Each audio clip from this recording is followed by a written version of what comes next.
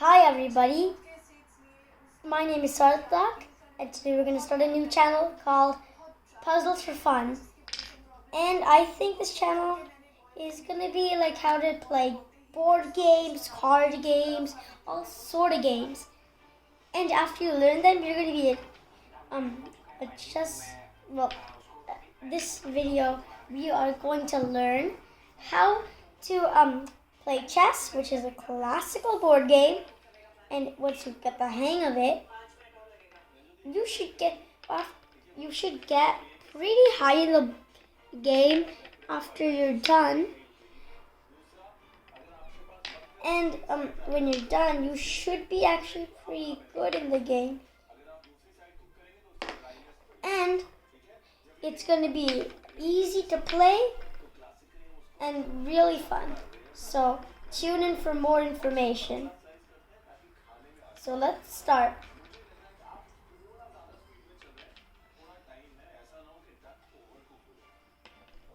As you can see, I'm setting up the chessboard in a specific way. It's not like I'm shoving all the pieces in one place. I am actually putting the pieces in a way, and you can copy this picture.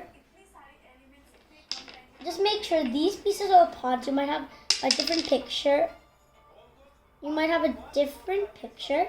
But this is what a pawn looks like.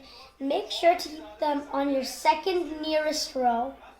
Make sure there's also a white piece on the bottom right of there's a white square on the bottom right of the board. That's how you know it's correct.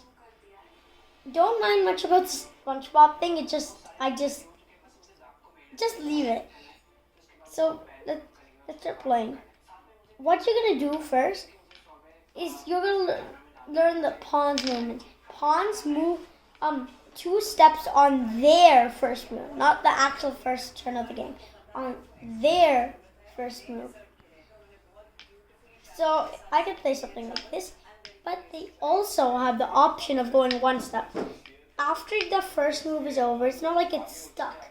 It can move 1 more square each time, but the pawn does not capture straight as well. It captures diagonally. So if I were to move my pawn here, and then here, my pawn can capture it diagonally, and that piece is off the board. Once you capture a piece gets moved off the board and cannot be returned. So let's go back.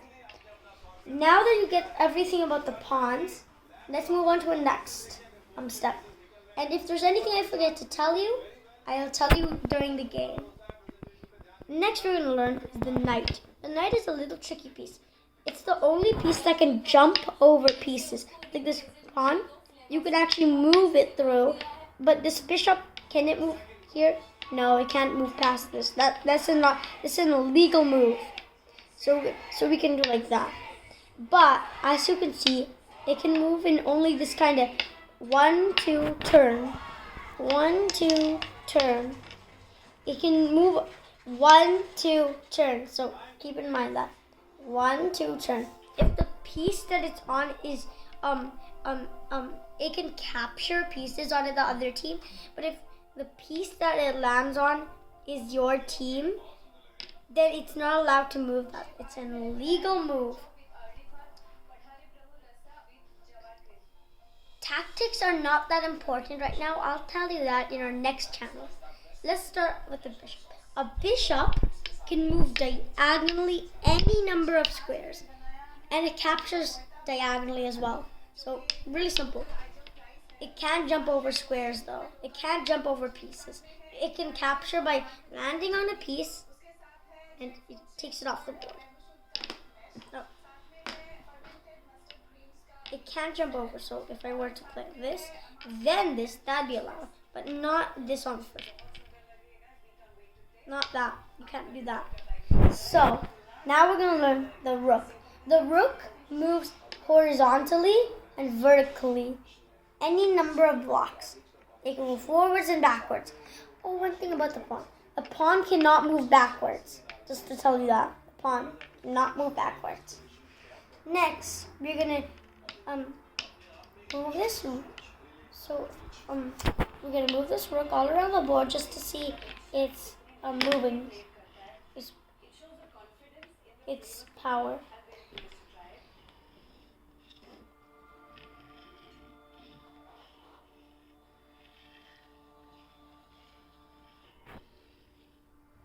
And it can jump over pieces. I just did that for fun.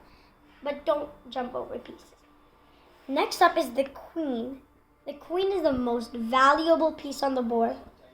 It can jump over pieces. So if this moves here, then the queen can move like a rook.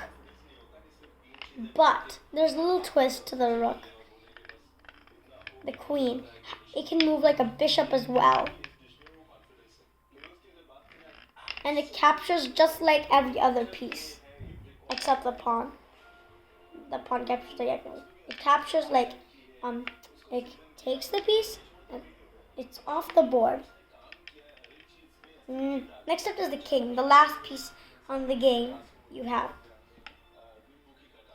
The king can move one space in every direction, and the king is the only piece that cannot be captured. Why? Because there's this thing called check, and if the king gets attacked by some piece, it has to move. If the king is checkmated, which means that the king can't move anywhere and it's checked, then the game's over.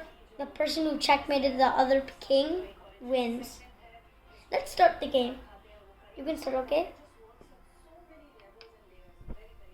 As you can see, I moved my pawn, and my magical opponent is playing it forward as well.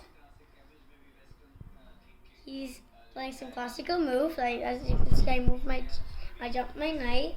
He also. I'm gonna bring my bishop over here. It moves diagonally. As you can see, these pawns cannot move because they cannot capture anything.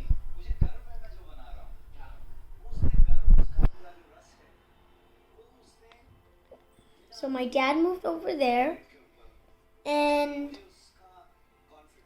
I'm gonna play this. That means all the knights are out. So you want to make sure you control the center, which means that you have to bring your pieces safe. If you're wondering, my dad is planning to bring out his bishop like that because that's the best move if he does that. That move is specifically made for that. And if you don't, then that's not a good move. Then I'll move like that. I'm going to move like that. My pawn has an option. Has an option to go one square. Dad moved like how I was wondering, which means I can play the move I was wondering too, because he was not doing that bad of a game.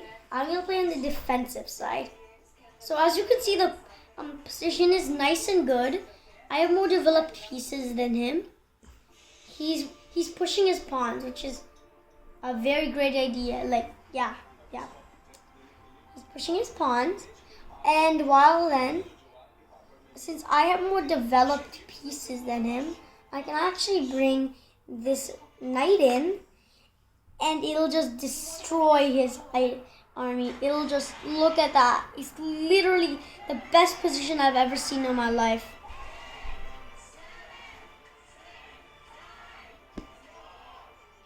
So he's playing his move.